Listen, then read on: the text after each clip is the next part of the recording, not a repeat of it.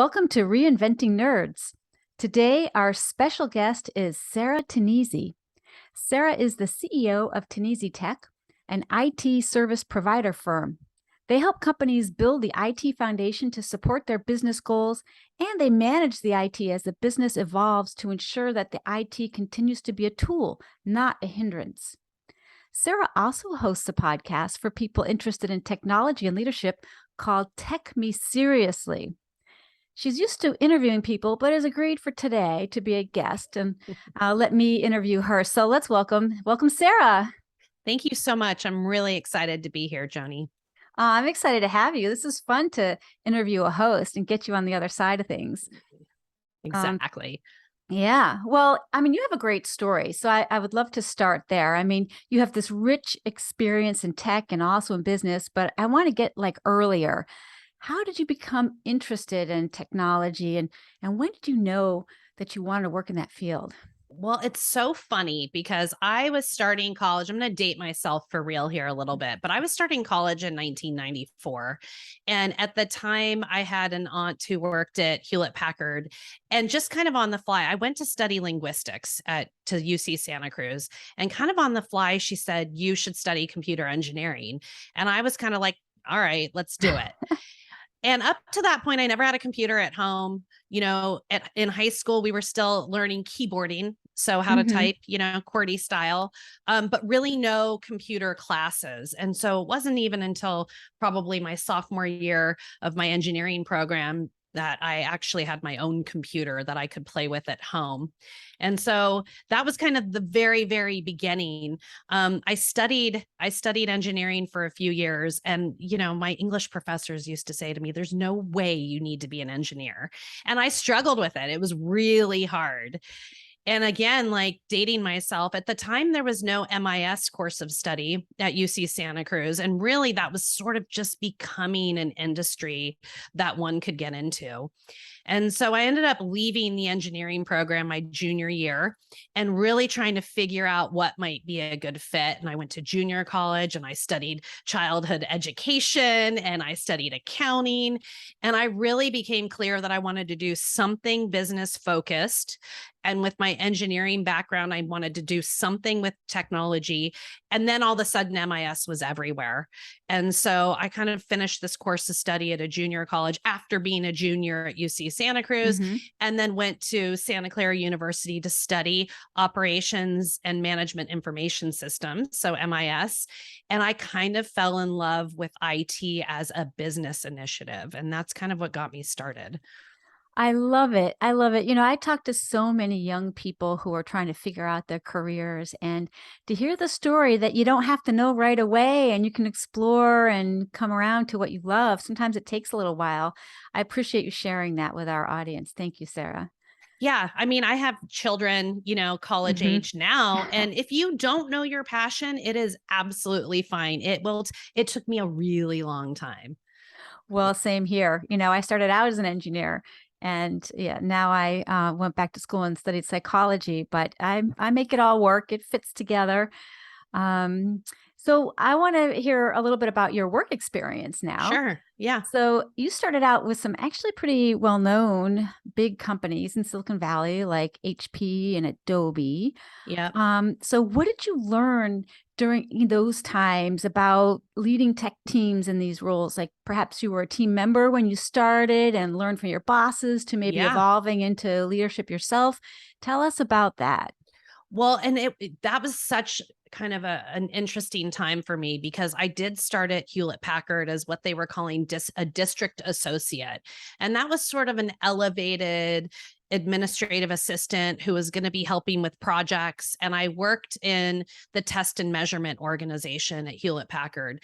And what was really important about the people that I worked for at Adobe and at HP was that they knew I had studied engineering, and they knew that I wasn't really meant to be an administrative assistant for my career. Like they really took it upon themselves to encourage me to move on. So wow, that's fantastic. I had excellent managers at both of those companies. And so when I first started HP, I was a district associate. I took a little time off to have a child. When I went back, I went to Adobe. And at Adobe, I was also an admin. At that point, I was, I was still at De Anza College taking classes to figure it out. But my manager at Adobe said the same thing. He said, "Hey, check it out. You have a year to work for me, and you need to use your engineering skills and your tech skills."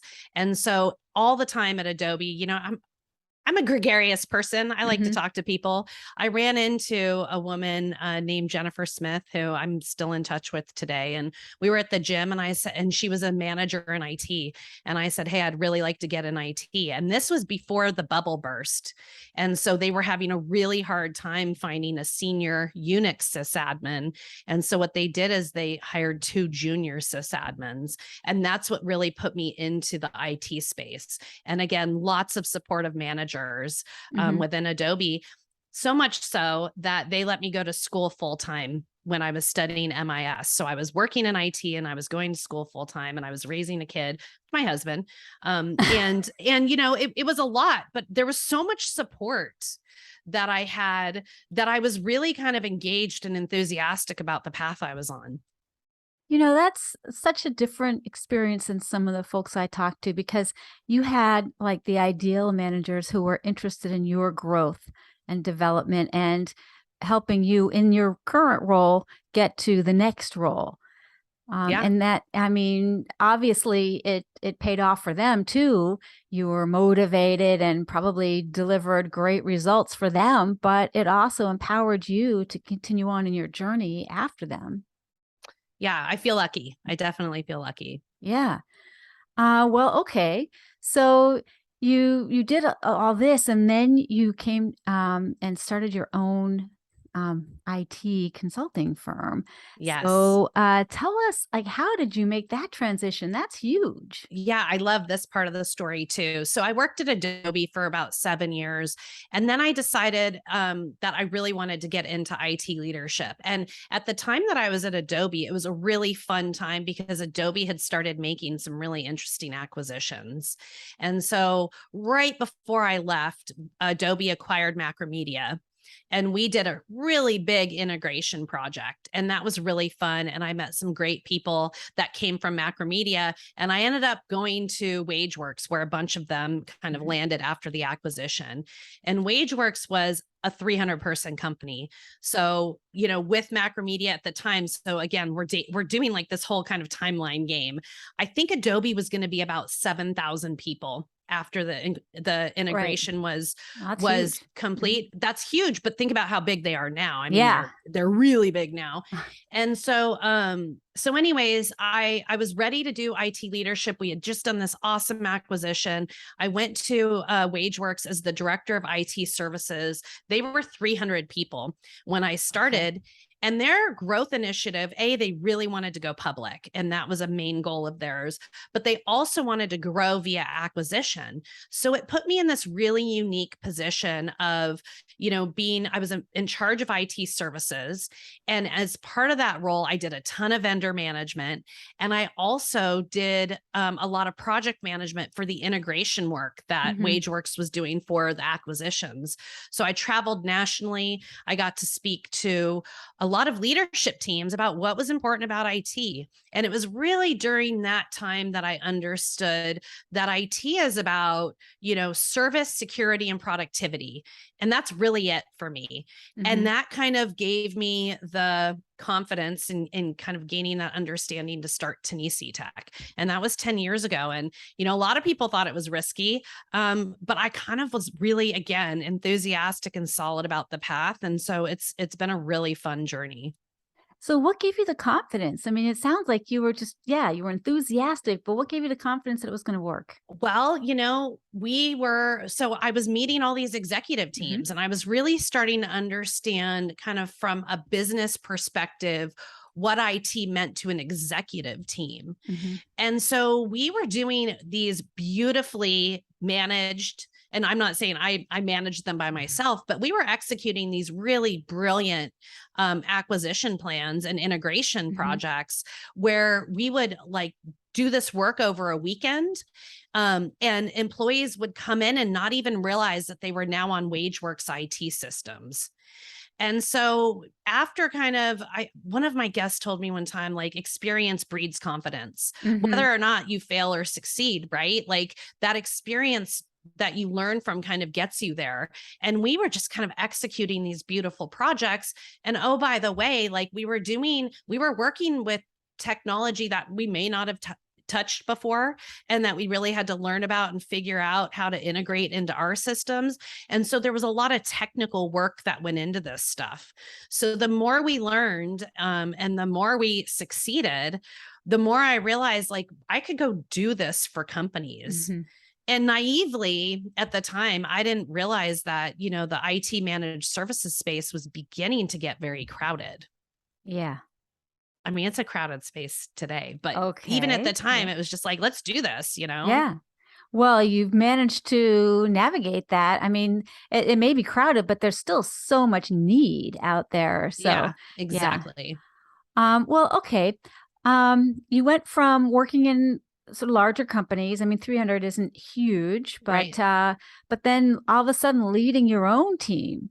Yeah. So what's the difference there? Like in terms of the leadership in the bigger organization versus the startup. What kind of lessons have you learned? So I think where I kind of landed on all of this is IT is about being resourceful. Mm-hmm. And so if you can listen to what your customer needs and you can figure out how to give it to them, you're generally going to be in a pretty good space from an IT perspective. And for all the technology that goes into this work, it's really about service for us. And so I think that helps us become invaluable to our clients. And like, that's on the client side, right? As how do we really execute your IT strategy as kind of a partner, not just a vendor? And then the leadership side of it is really interesting, because when I was coming up in Adobe, really, and WageWorks too, with these like really high stakes projects, it's like you would put your life on hold to do IT projects. And that, in my mind, is not what things are today. Like, I think we've swung a completely different way where, hey, people have lives.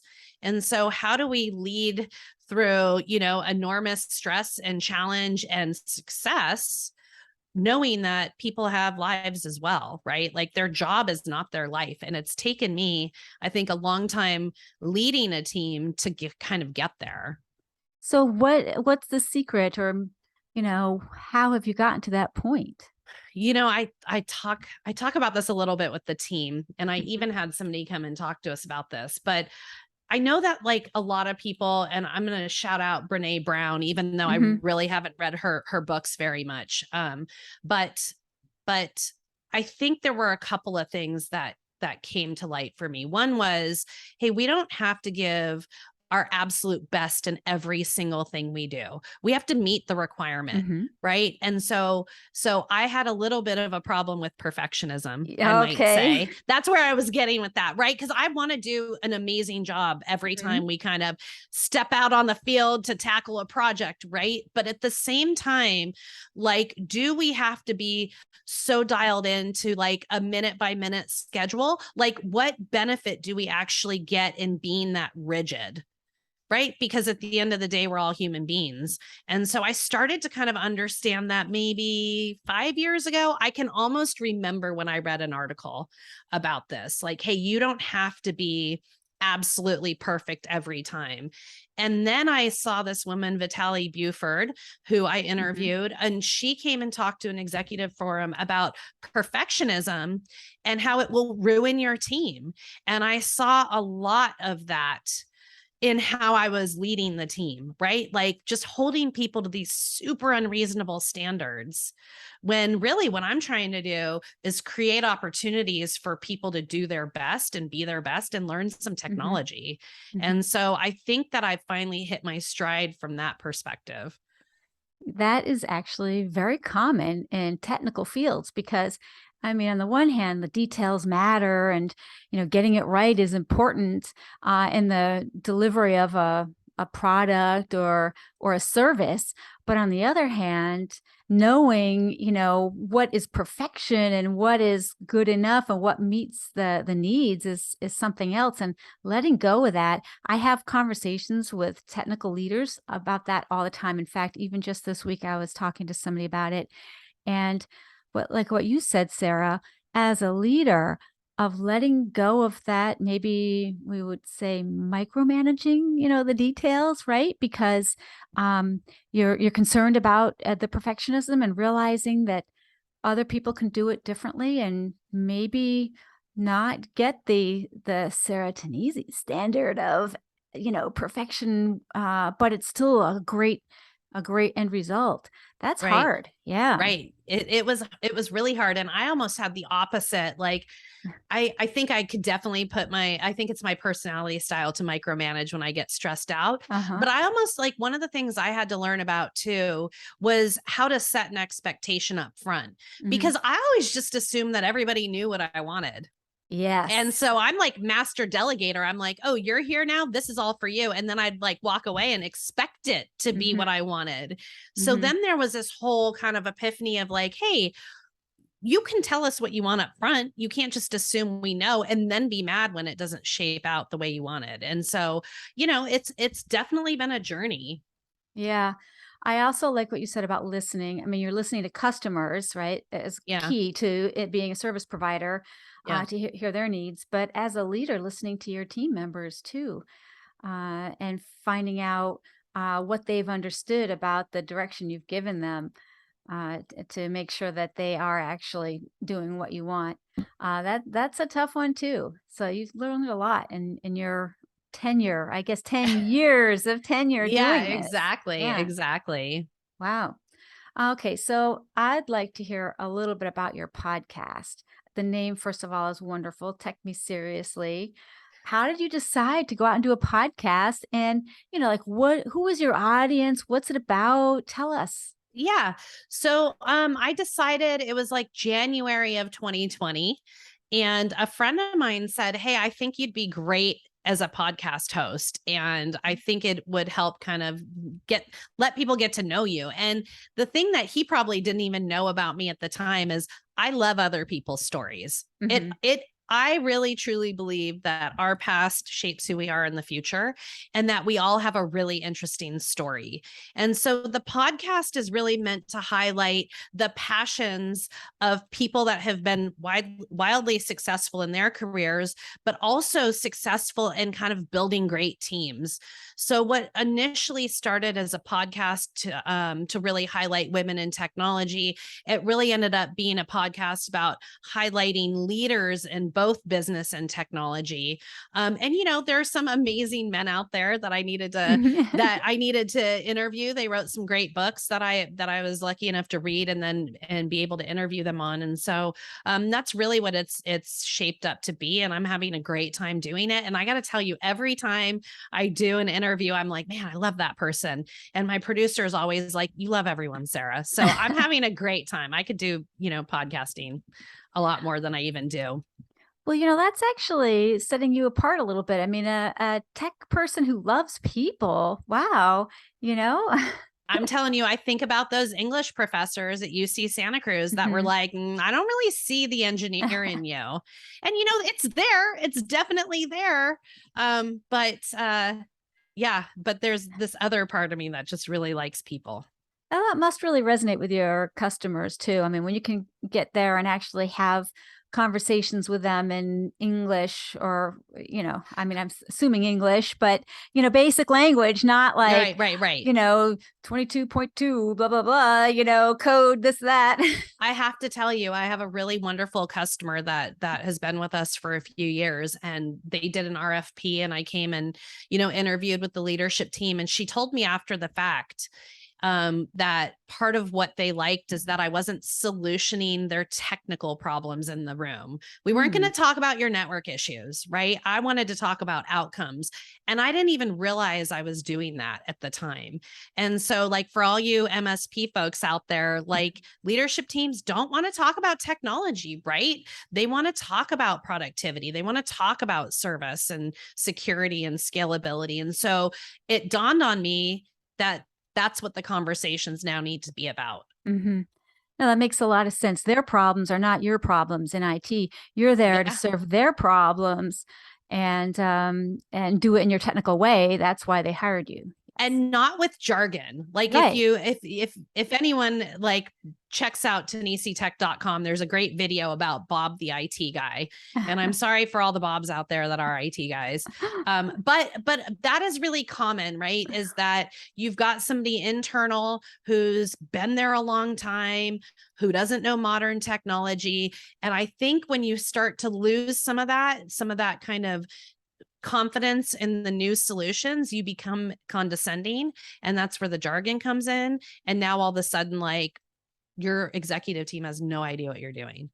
Yeah, I love the word condescending. I hear that from business people that they feel like the technical people can be condescending. I mean, it can go both ways, certainly, but taking that out of the picture and respecting and understanding where people are, that they don't have the same understanding as you of that particular topic, I think is huge. Yeah. What a way to build a relationship. Well, I want to ask you about another thing, because you mentioned that your podcast started out really focusing on women in tech. I know you're an avid supporter of women in technology, and I was curious, what kind of challenges do you see women in tech facing that are different from the ones that men face?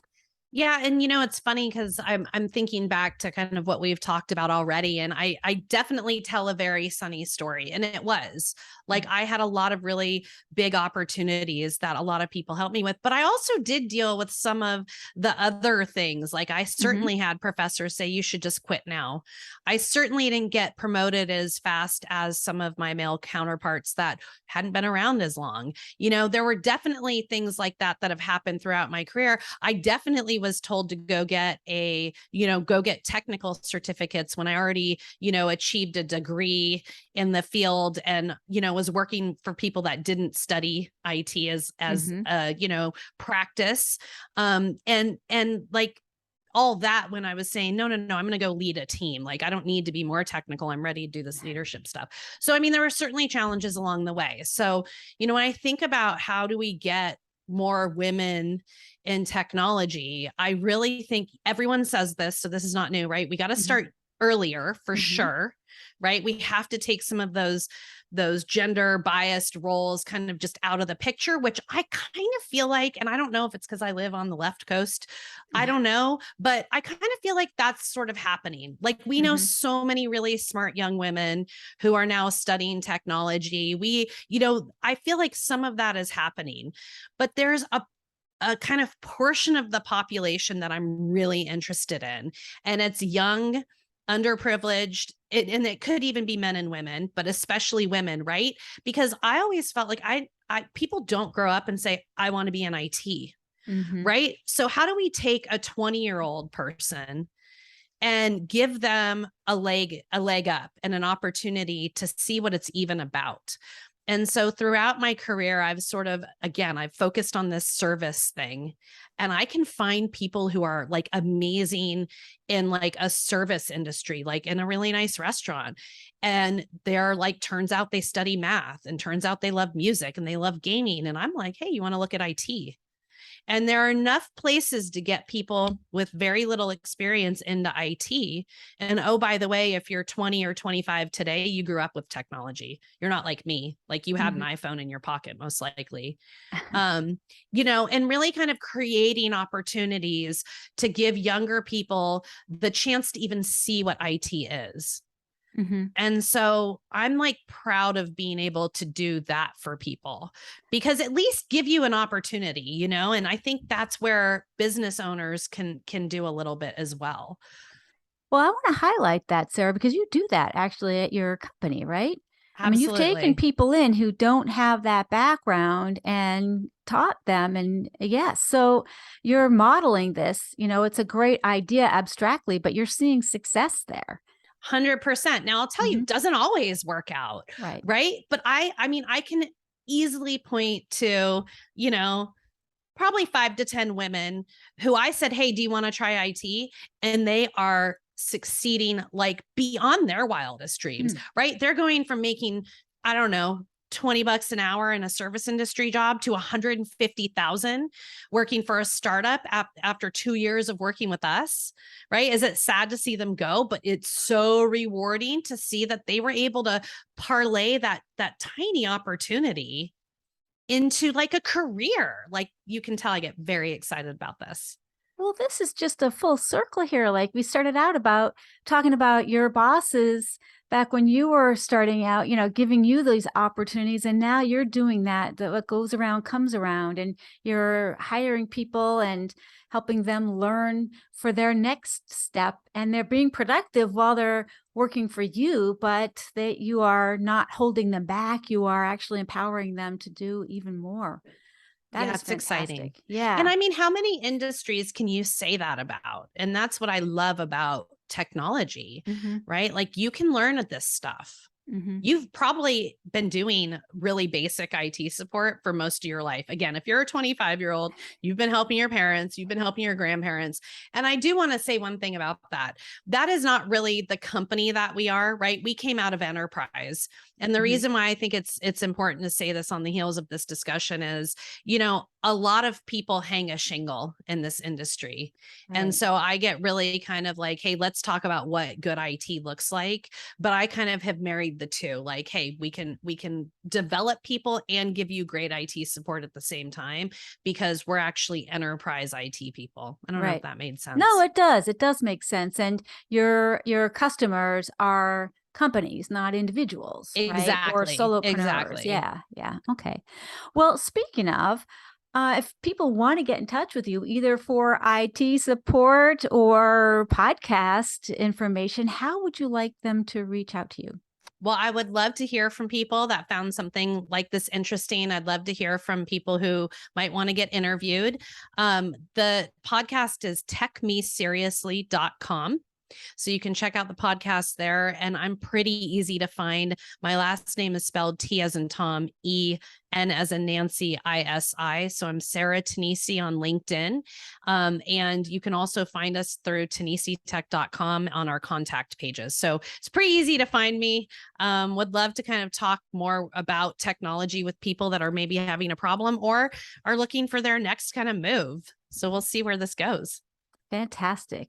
Yeah, I'll have all that up on our show notes page too. So Awesome. People can come to Reinventing Nerds and find out your info.